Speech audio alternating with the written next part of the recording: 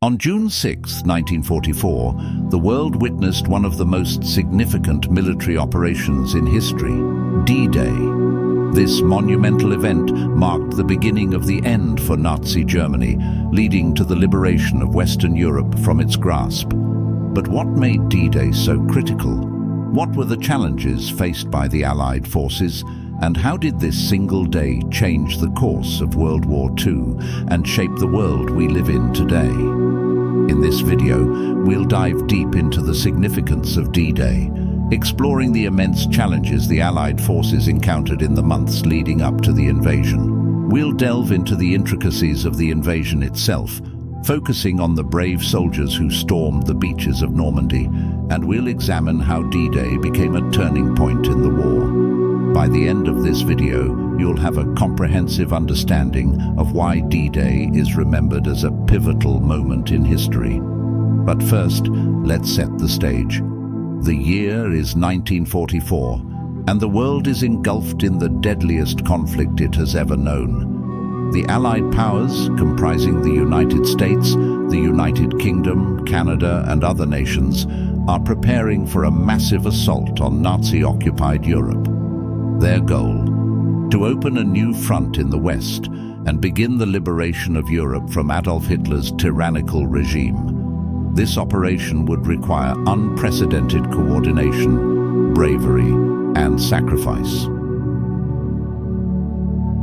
Planning for D-Day, codenamed Operation Overlord, began in earnest in 1943. The Allied forces faced a daunting task: launching an amphibious invasion across the English Channel and establishing a foothold in Nazi-occupied France.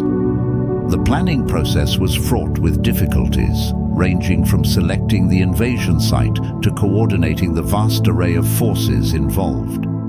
General Dwight D. Eisenhower, the Supreme Commander of the Allied Expeditionary Force, played a crucial role in the planning and execution of D-Day. Under his leadership, the Allies devised a strategy that relied on deception, surprise, and overwhelming force. One of the key components of this strategy was Operation Bodyguard, a complex series of deception operations designed to mislead the Germans about the location and timing of the invasion. The Allies decided on Normandy as the invasion site, despite its formidable defenses. The Germans, under the command of Field Marshal Erwin Rommel, had fortified the coastline with a series of bunkers, minefields, and obstacles known as the Atlantic Wall. Rommel, known as the Desert Fox for his exploits in North Africa, was determined to repel any Allied invasion. He famously remarked that the first 24 hours of the invasion will be decisive. The fate of Germany depends on the outcome. The scale of the operation was staggering. Over 156,000 troops, supported by 7,000 ships and 11,000 aircraft, were set to take part in the invasion. The logistical challenges were immense, with the Allies needing to coordinate land, sea, and air forces across multiple nations and time zones. The preparation involved months of training, stockpiling supplies, and refining strategies. The men who would carry out the invasion were acutely aware of the risks they faced, but they also knew the importance of their mission. The success of D-Day would depend not just on careful planning, but on the courage and determination of the soldiers who would storm the beaches.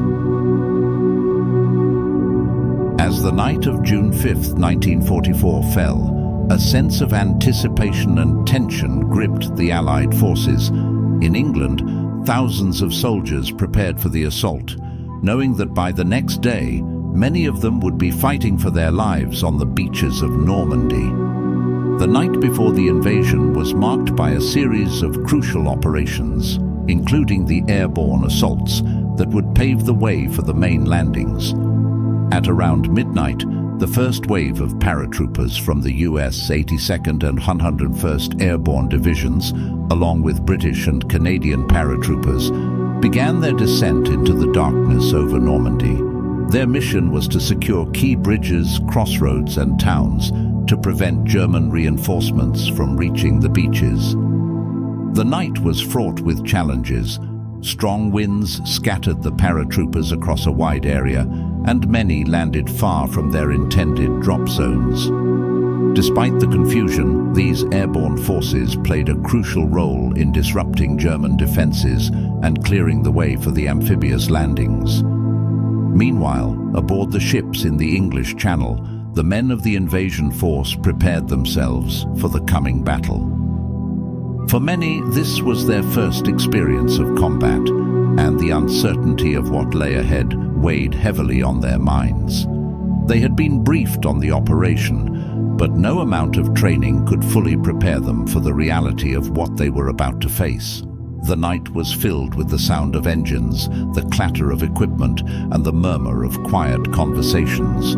Some men wrote letters to loved ones, others prayed, and many simply tried to catch a few hours of sleep before the dawn. In the command posts, Allied leaders closely monitored the weather, which had already forced a one-day delay in the invasion. Meteorologists predicted a brief window of better conditions on June 6th, but the decision to proceed was not without risk. Eisenhower, after consulting with his commanders, gave the order, "Okay, let's go." With those words, the largest amphibious invasion in history was set in motion. At first light on June 6, 1944, the coast of Normandy erupted in a cacophony of gunfire, explosions, and the roar of aircraft engines. The invasion had begun. Across 5 beaches, Omaha, Utah, Gold, Juneau, and Sword, the Allied forces launched their assault. The landings at Omaha and Utah beaches, where American forces bore the brunt of the fighting, would prove to be some of the most challenging and pivotal moments of the entire operation. Omaha Beach, in particular, would become synonymous with the brutality of D-Day. The Germans had fortified the beach with heavy machine guns, artillery, and bunkers that overlooked the open sands, creating a deadly gauntlet for the incoming troops. As the first wave of American soldiers approached the shore, they were met with a withering hail of bullets and shells. Many landing craft were hit before they even reached the beach, and those who made it ashore found themselves pinned down by intense fire. The casualties at Omaha were staggering. Within the first few hours, nearly 2,000 men were killed, wounded, or missing. Despite the horrific losses, the soldiers of Omaha Beach showed extraordinary courage and tenacity.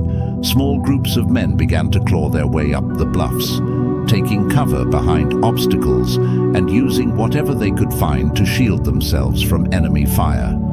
They fought their way through the defenses, taking out German positions one by one. By the end of the day, the Americans had secured a tenuous foothold on the beach, but the cost had been high.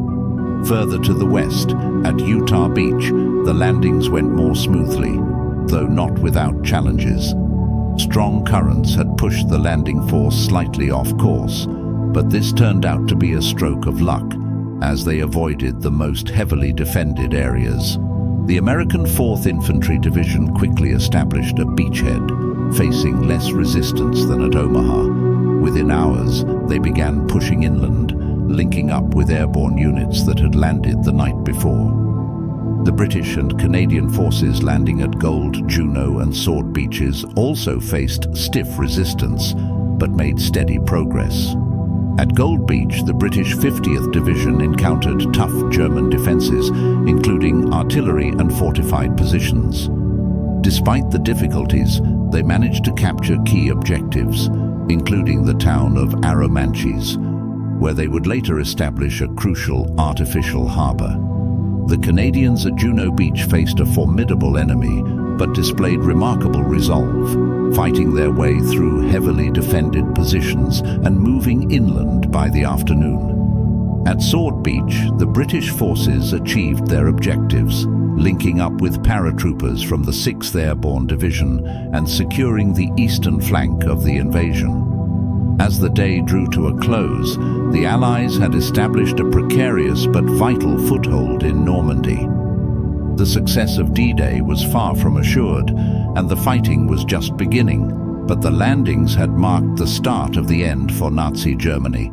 The sacrifices made on those beaches and the bravery shown by the soldiers who stormed them would become a defining moment in the history of World War II. The success of D-Day hinged on several pivotal moments, particularly at Omaha Beach. The initial landings had been met with devastating resistance, and for a time, it seemed that the assault might fail. However, the determination and resourcefulness of the Allied soldiers turned the tide. Small groups of men, often led by junior officers and non-commissioned officers, began to take the initiative. They moved inland, destroying German positions and securing the high ground. One of the most critical moments came when elements of the 29th Infantry Division and the 1st Infantry Division broke through the German defenses at Omaha, opening a path for reinforcements to move inland. This breakthrough was not just a military victory, it was a psychological one as well. The Germans had believed Omaha Beach to be virtually impregnable, and the sight of American troops overcoming such formidable defenses was a blow to their morale. The role of Allied air and naval support was also crucial in turning the tide. Naval bombardments helped soften up the German defenses before the landings, though their effectiveness varied across the different beaches. Air support played a vital role in disrupting German reinforcements and providing close air support to the troops on the ground. The combination of these elements, ground forces, naval bombardments and air support, proved to be a decisive factor in the success of D-Day. As the Allies pushed inland, they began to link up the individual beachheads, creating a continuous front. This was a turning point in the battle, as it allowed the Allies to bring in more troops, equipment and supplies, gradually overwhelming the German defenders. The first day of the invasion had been won, but the battle for Normandy was far from over. The immediate aftermath of D-Day was a mix of triumph and tragedy. The Allies had successfully established a foothold in Normandy, but the cost had been enormous. Over 4,000 Allied soldiers were killed on D-Day, with thousands more wounded or missing. The beaches were littered with the wreckage of war, destroyed landing craft, abandoned equipment, and the bodies of the fallen. Yet, despite the heavy losses, the invasion was a success. In the days and weeks that followed, the Allies expanded their beachheads and began the hard-fought campaign to liberate France. The battle for Normandy was brutal, with fierce fighting in the hedgerows and towns of the region. The German forces, though initially caught off guard, regrouped and mounted a determined defense. The fighting was often house to house, with both sides suffering heavy casualties. D-Day marked the beginning of the end for Nazi Germany. The invasion opened a new front in the west, forcing Hitler to divert troops from the Eastern Front, where the Soviet Union was making significant advances. The combined pressure from the Allies in the west and the Soviets in the east gradually eroded the German war machine. Less than a year after D-Day, Hitler would be dead, and Nazi Germany would be defeated. The impact of D-Day on World War II cannot be overstated. It was a turning point that led to the liberation of Western Europe and the eventual defeat of Nazi Germany. The success of the operation demonstrated the effectiveness of Allied cooperation and the importance of planning, deception, and sheer determination. D-Day also had a profound impact on the soldiers who fought there. For many, it was a defining moment in their lives, a day of unimaginable horror and heroism that they would never forget. Beyond the immediate military implications, D-Day had a lasting legacy in shaping the post-war world. It paved the way for the liberation of Europe, the end of the Holocaust, and the establishment of a new world order.